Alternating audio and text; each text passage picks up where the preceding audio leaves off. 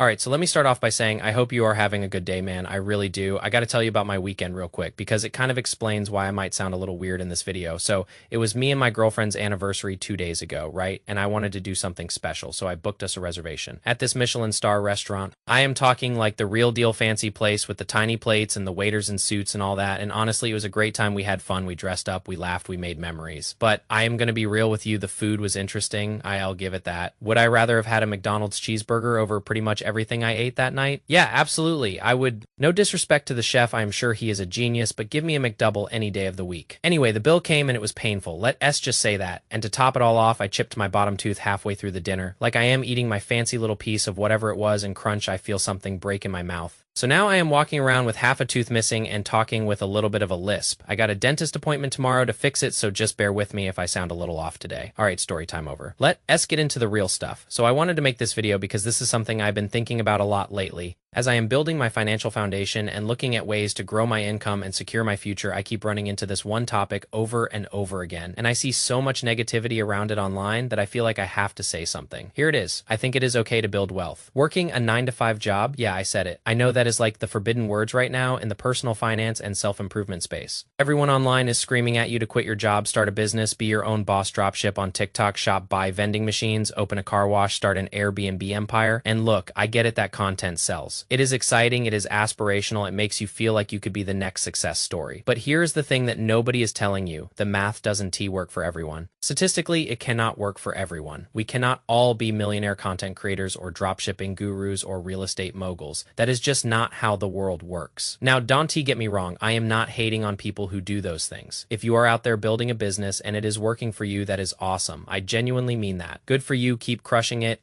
But I am here to speak to the other side of the coin. I am here to speak to the person who is working a regular job right now, maybe a corporate job, maybe a government job, maybe a retail job, and they feel like they're refailing because they haven't quit yet. They feel insecure every time they scroll through Instagram and see some 22-year-old flexing a Lamborghini talking about how they escaped the rat race. I felt that way too when I was younger. I used to think, man, am I behind? Am I wasting my life working for someone else? And I let that eat at me for a while. But here's what I've come to realize after years of trial and error and honestly just living life and paying attention. A good 9-to-5 with a solid company that has a real culture, a clear promotion path, and decent benefits can be one of the best foundations for building long-term wealth, period. And I am not just saying that because I am stuck in one, I am saying that because I've lived it. Let me break down my personal situation so you can see what I mean. I work in data analytics for the merchandising department of a company that has been around since the 60s. This company has performed well through economic downturns, through COVID, through everything, and that gives me something I value a lot, which is stability. I know every single week I am getting a paycheck. I can plan my life around that.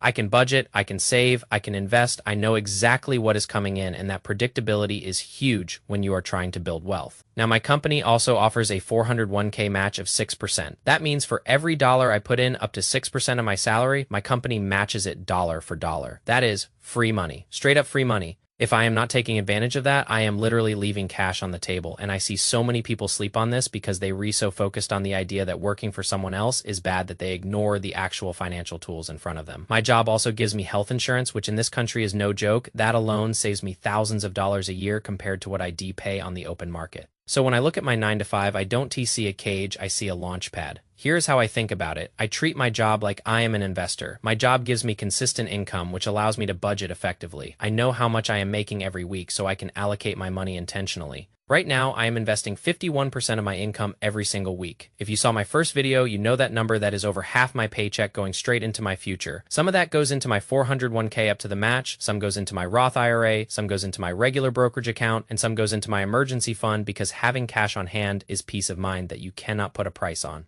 Now, could I do that if I was running a startup? Maybe, but probably not. Most businesses take years to become profitable. Most entrepreneurs are reinvesting everything back into the business for the first few years, and some of them make it work. Don't get me wrong, but for every success story, there are hundreds of people who tried and failed and ended up back at square one with less savings and more debt. I am not saying that to scare you. I am saying that because it is reality, and I think we need to be honest about that. Let me tell you a quick story about a guy I used to work with. His name is Chris, and he worked at a coffee shop with me back when I was in my early 20s. He was the owner of the shop, and he was a great dude. Super hardworking, genuinely cared about his employees and his customers. He started that coffee shop because he wanted to get out of the system. He didn't want to work a 9-to-5 for someone else. He wanted to be his own boss, and I respected that a lot. But here's the thing. That man worked 20-hour days, sometimes 7 days a week to keep that shop running.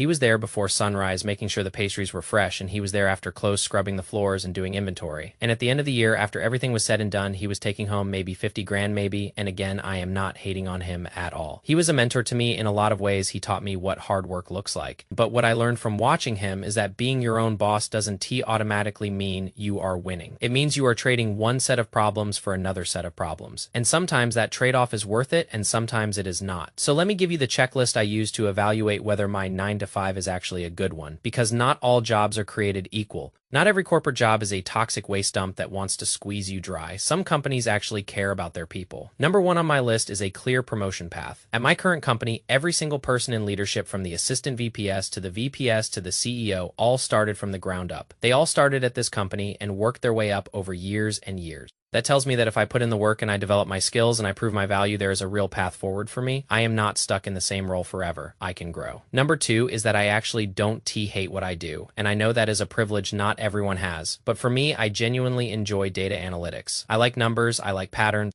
I like making insights that help my team make better decisions. I get to use my brain every day, and I find that fulfilling. If you absolutely dread waking up every morning and going to your job that is a different conversation, that might mean you need to look for a different company or even a different career. But if you are neutral about your job or even slightly positive, that is a win in my book. Number 3 is work-life balance. My company lets me take my kids to school if I need to. They let me go watch their basketball games. They don't punish me for having a life outside of work. And that balance is everything when you are trying to build wealth sustainably over decades, not months. Number 4 is financial stability. Like I said, my company has been around for decades and has performed well through multiple economic downturns. I am not worried about layoffs every quarter. I am not worried about the company going under. That security lets me sleep at night and plan for the long term. Now, let me address the elephant in the room. I know there is a big narrative right now that if you work for someone else, you are a wage slave, you are wasting your life, you are letting the man keep you down, and I get why that narrative exists. There are genuinely bad companies out there that treat their employees terribly. If you are in one of those situations, I am not telling you to stay. Do what you got to do to get out, but I also think we V-swung too far in the other direction, where any job that is your own business is seen as a failure. And that is just not true. Some people thrive on the structure of a 9 to 5. Some people like knowing when to clock in and clock out.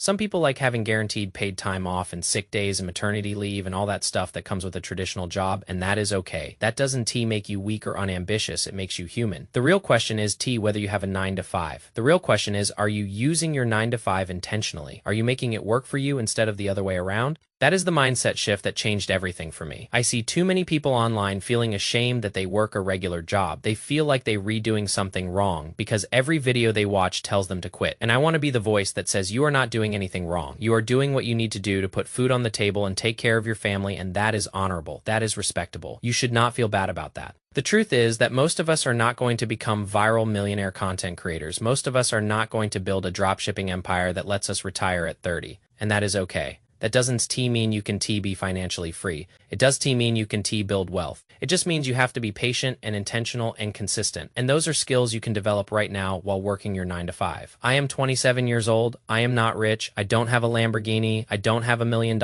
in the bank, but I have a foundation that is solid. I have no debt. I have an emergency fund that covers 6 months of expenses. I am investing over half my income every week. I have a job that I genuinely enjoy with a company that values me, and I have a plan. That plan does not involve quitting tomorrow. That plan does not involve getting rich overnight. That plan is a long, slow, steady climb up the mountain, and you know what? I am okay with that, more than okay. I am proud of that, because I know that if I keep doing what I am doing day after day, week after week, year after year, the compound interest and the consistent habits will eventually take me where I want to go. It might not be flashy, but it works. And it works for the majority of people who actually stick with it. So here's my challenge to you. Stop comparing yourself to the 22-year-old on Instagram who claims to be a self-made millionaire. Stop feeling bad that you haven't quit your job yet. Instead, ask yourself these questions. Do I have a job that gives me stable income? Do I have a job that offers benefits like a 401k match or health insurance? Do I have a job where I can grow and learn valuable skills? Do I have a job that allows me to have a life outside of work? If the answer to most of those is yes, then you are in a good spot. Now, the next step is to use that job intentionally, budget your money, save aggressively.